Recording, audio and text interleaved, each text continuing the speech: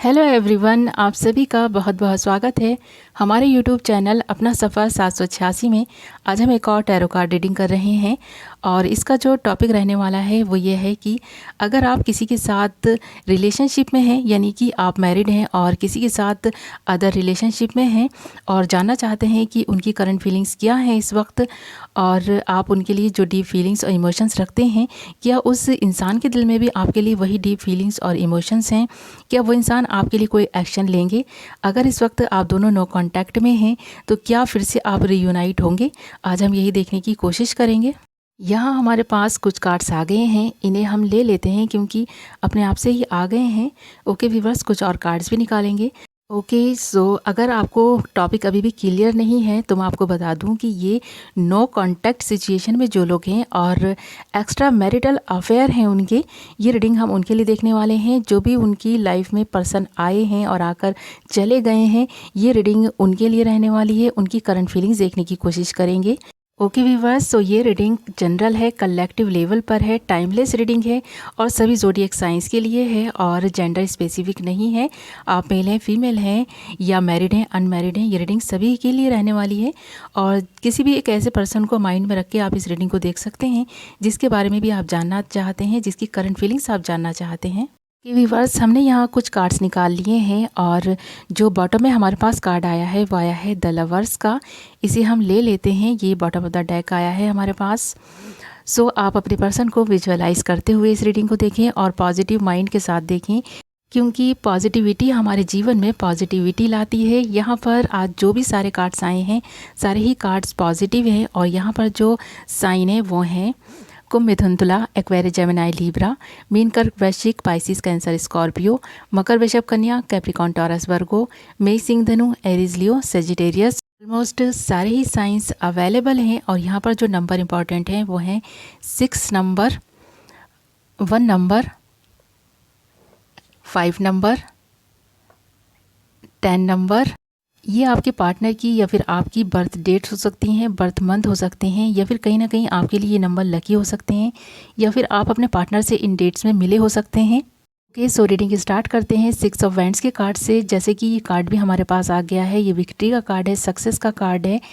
आपको जब कभी भी आपकी लाइफ में सक्सेस मिली, जब भी आपको ऐसा लगा कि हाँ आप कामयाब हैं अपनी ज़िंदगी में, आपकी शादी हो चुकी है, आपके बच्चे भी हो सकते हैं, तो आपको कहीं ना कहीं अपना जीवन संपूर्ण लग रहा था और आप उस जीवन में जर्नी में आगे बढ़ते जा रहे थे, तभी शायद आपको कहीं ना कहीं कुछ ऐसा आपकी लाइफ में हुआ होगा, या तो आपके पार्टनर से आपको वो प्यार और सपोर्ट नहीं मिल रहा था, जिसकी वजह से आप अदर रिलेशनशिप में चले गए। उस पर्सन से आपको प्यार मिलना स्टार्ट हुआ। आपके जीवन में जो प्यार की कमी थी इस पर्सन ने पूरी की है। और कहीं ना कहीं दूसरी साइड अगर मैं देखूं तो यहाँ पर हमारे पास द डेविल का कार्ड आ गया है। जो पर्सन भी आपकी लाइफ में आया था वो आपसे फिजिकली अट्रैक्टेड था, आपकी तरफ अट्रैक्ट होता चला जा रहा था। उसे कहीं ना कहीं आपकी तरफ कोई एक ताकत थी जो खींचती चली जा रही थी और वो आपसे कनेक्ट होता चला जा रहा था, यहाँ पर ऐसा ही लगता है। और आप भी उसकी तरफ फिजिकली अट्रैक्ट होते चले गए और आप दोनों के बीच जो बॉन्ड था वो एक अच्छी रिलेशनशिप में तब्दील हो गया। आप दोनों के बीच काफ़ी अच्छी फ्रेंडशिप हो गई। यहाँ 6 ऑफ कप्स भी हमारे पास आया है। आप काफ़ी अच्छे और क्लोज़ फ्रेंड बन गए थे, या तो आप इस पर्सन को बहुत पहले से ही जानते थे, बहुत टाइम बाद आपकी इनसे मुलाकात हुई थी, इसलिए भी ये रिलेशनशिप काफ़ी स्ट्रॉन्ग बॉन्ड में तब्दील हो गई है। आप मैरिड हैं, उसके बावजूद भी आप इस पर्सन की तरफ खींचे चले गए और ये इस वजह से भी मुझे लगता है कि हुआ क्योंकि आप दोनों एक दूसरे के ट्विन फ्लेम हो सकते हैं। आपको जो ताकत एक दूसरे की तरफ खींच रही थी, आपको ये इसलिए हो रहा था क्योंकि आपकी जो सोल हैं एक दूसरे के साथ कनेक्टेड थी। आपको इस पर्सन के साथ जो बॉन्ड महसूस हो रहा था वो कहीं ना कहीं आपको इसकी तरफ और ज़्यादा अट्रैक्ट करता चला जा रहा था। आपको ऐसा लग रहा था कि आप दोनों के बीच बहुत अच्छी अंडरस्टैंडिंग हो गई है, जिसकी वजह से आप दोनों ही एक दूसरे के लिए जो फीलिंग्स महसूस कर पा रहे थे वो ऐसी थी कि सारी चीज़ों से शायद ऊपर थी। यानी कि आप अपनी फैमिली को नहीं देख पा रहे थे, ये अपनी फैमिली को नज़रअंदाज कर रहे थे, आप अपनी फैमिली को नज़रअंदाज कर रहे थे। आप दोनों ने ही अपनी अपनी फैमिलीज़ को नज़रअंदाज किया और कहीं ना कहीं मुझे ऐसा लगता है कि आप दोनों एक दूसरे के ट्विन फ्लेम तो हो ही सकते हैं यहाँ पर। और जो हमारे पास नेक्स्ट कार्ड आ गए हैं वो आए हैं night of cups, night of source.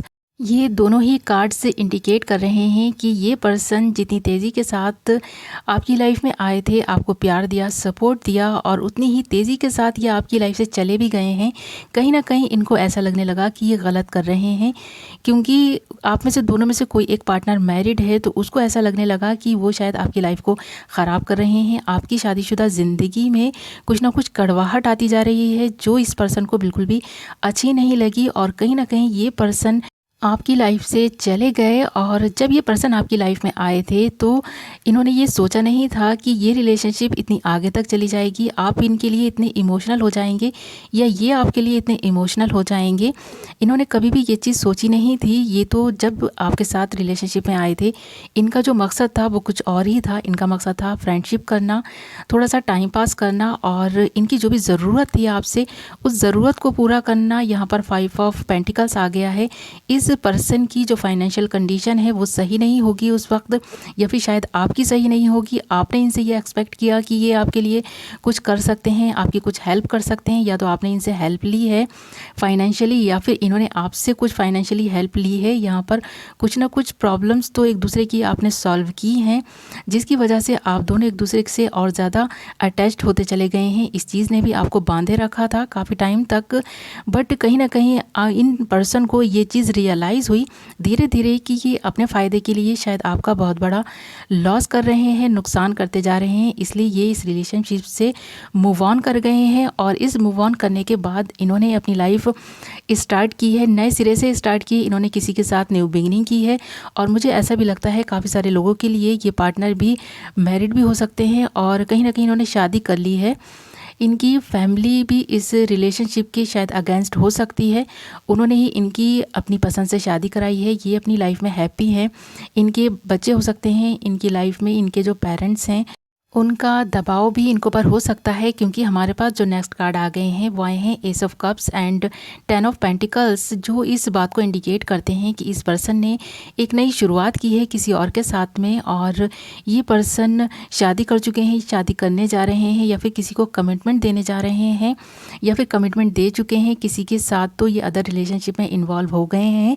आपसे दूर जाने के बाद इन्होंने अपनी एक नई ज़िंदगी स्टार्ट की है, जिसकी वजह से ये वापस आने का शायद सोच नहीं रहे हैं। बट मुझे यहाँ पर कहीं ना कहीं ऐसा लगता है कि ये आपके अगर ट्विन फ्लेम है तो ये लौटकर आपकी लाइफ में वापस ज़रूर आएंगे, चाहे वो 1 साल बाद आएँ, 2 साल बाद आएँ, 1 महीने, ये 1 हफ्ते बाद ही क्यों ना आए, ये पर्सन आपकी लाइफ में लौटकर ज़रूर आएंगे। क्योंकि ये पर्सन को जो आपके साथ कनेक्शन फ़ील होता है वो शायद किसी और के साथ फ़ील नहीं होता है और शायद ये किसी और के साथ फ़ील कर भी नहीं पाएंगे, भले ही अपनी ज़िंदगी में कितना ही आगे क्यों ना बढ़ जाएं।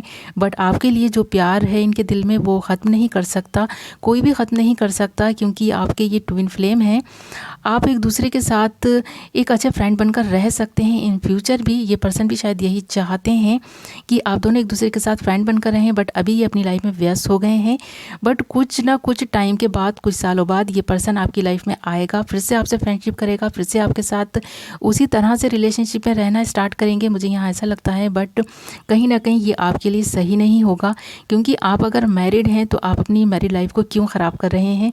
हमें यहाँ पर गाइडेंस मिल रही है कि आप अपनी मैरिड लाइफ में खुश रहें, अपने बच्चों के साथ, अपने हस्बैंड के साथ खुश रहें, क्योंकि यहाँ पर आपके हस्बैंड के साथ आपकी कोई भी ऐसी प्रॉब्लम मुझे नज़र नहीं आ रही है कि आप दोनों के बीच कुछ भी मिसअंडरस्टैंडिंग्स हों या फिर आपके हस्बैंड आपके साथ या आपकी वाइफ आपके साथ कुछ गलत बिहेव करती हों।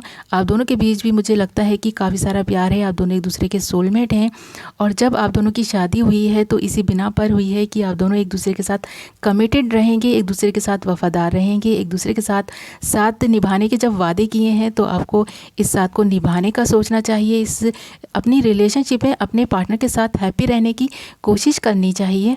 और जो भी अभी आपके हस्बैंड हैं या वाइफ हैं, आप उनके साथ एक नई शुरुआत करें।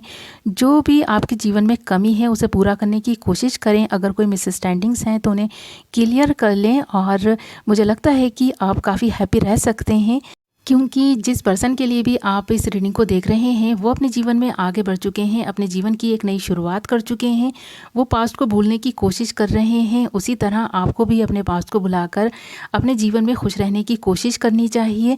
अपने जीवन में आगे बढ़ें, अपने हस्बैंड के साथ, अपने वाइफ के साथ हैप्पी रहने की कोशिश करें और ओके व्यूअर्स, सो ये थी आपकी रीडिंग। आई होप आपको कुछ तो क्लैरिटी मिली होगी, कुछ तो रेजोनेट की होगी, और कितना रेजोनेट की है मुझे कमेंट करके ज़रूर बताएं। मैं मिलती हूँ नेक्स्ट वीडियो में, तब तक अपना ख्याल रखें, अपनों का ख्याल रखें। Bye bye.